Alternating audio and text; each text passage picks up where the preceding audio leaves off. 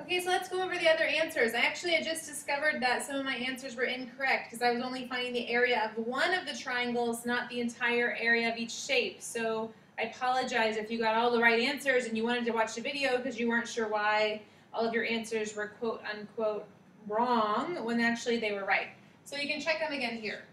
Okay, letter B should have been 60. They just gave you the information straight away. The apothem is 3, a side length is 5, so we do 1/2 apothem times perimeter.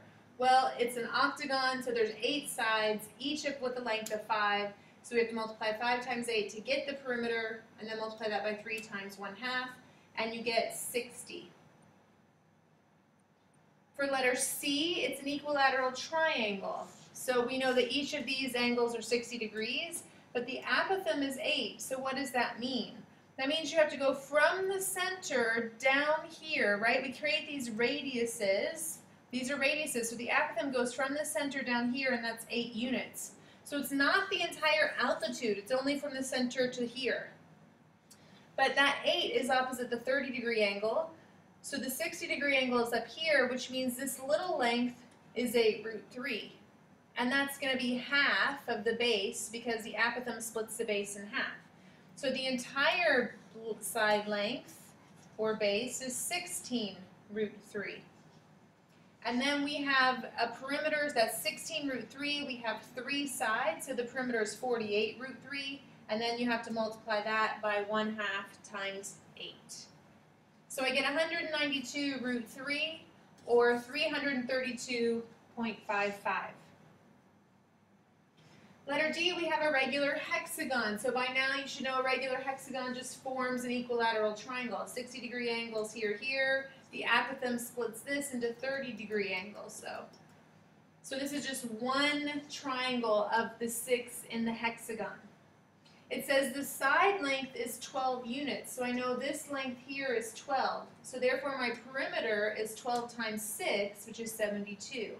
But I have to find my apothem here. Well, if this is my 30-degree angle and this entire base was 12, that means half of it was 6, so from here to here is 6. Therefore, opposite my 60-degree angle is 6√3. So my apothem is 6√3. So I have 1/2 times 6√3 times 72, and you should get 216√3, or 374.12. Letter E, we have a square with a diagonal of 10. Well, what do we know about a square? We know all 4 sides are the same length. So I just went straight into Pythagorean theorem. If this is x and this is x, and that means that x squared plus x squared equals 10 squared.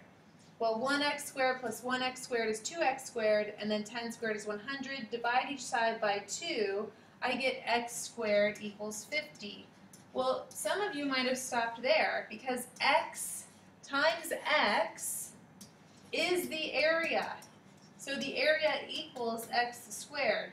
So did I have to go through and take the square root only to go back and square it? No, you could have just stopped here and said, oh, actually, x squared is the area, therefore the area is 50. So I didn't apply the 1/2 AP because I didn't think I needed to. It wasn't necessary in this case. So we know that special case that this is 45, 45, 90. You could have done that. You could have said x root 2 equals 10. Therefore, x equals 10 divided by root 2. You could have plugged that in and then 10 divided by root 2 and squared it, and you still would have gotten 50. So there are several options, but no matter what you use, you should have gotten exactly 50. No decimals, no fractions, just exactly 50. And finally, letter F, we have a regular pentagon.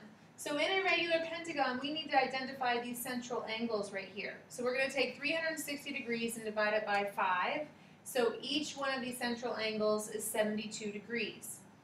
Why do I need that? Because I'm going to have to use SOHCAHTOA in order to solve this one. So I have this right triangle right here. I have a 36-degree angle up here at the central angle that's been bisected. I have 54 degrees here. I have to find this part, x. I have to find a. And I was given the radius. Well, what is the radius? The radius goes from here to the outside edge. So the hypotenuse of this right triangle was given. So that's 8, and that's the radius. So I can say cosine of 36 degrees, this is also 36, is adjacent over hypotenuse. Cosine of 36 degrees is adjacent over hypotenuse. The adjacent is the apothem. So I multiply 8 times cosine of 36 to get my apothem. So my apothem is 6.47. And then if this is a 36 degree angle, we know this is a 54 degree angle. So if I want to find x, I can do cosine again. Cosine of 54 degrees is adjacent over hypotenuse. So that's x divided by 8. Or you could have said sine of 36 degrees equals opposite over hypotenuse, x over 8. Same thing. You would still get for your x 4.70. But remember, x isn't the entire length of this base, it's only half of it. So I have to double x to get the entire length of the base, which is 9.4. And then that is just one side length. So that's the side length. So how do I get the perimeter? I have to multiply the side length times 5, because there are 5 sides. So it's 1/2 times the apothem times the perimeter, and I get 152.05.